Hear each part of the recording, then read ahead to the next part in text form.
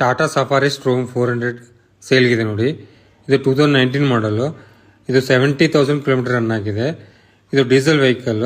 ಇದು defence vehicle. Defence ಅಲ್ಲಿ work ಮಾಡೋರು ತಗೊಂಡಿದ್ದಾರೆ ಕ್ಯಾಂಟೀನಲ್ಲಿ. ತುಂಬಾ ಚೆನ್ನಾಗಿದೆ. ಇದರ ಮೈಲೇಜ್ ಬಂದ್ಬಿಟ್ಟು ಹೈವೇಲಿ ಆದ್ರೆ 15 ಕಿಲೋಮೀಟರ್ಸ್ ವರೆಗೂ ಬರುತ್ತೆ. ಅದೇ ಸಿಟಿಯಲ್ಲಿ ಆದ್ರೆ 12 ವರೆಗೂ ಬರುತ್ತೆ ವಿತ್ AC ಆನ್ ಮಾಡಿಕೊಂಡು.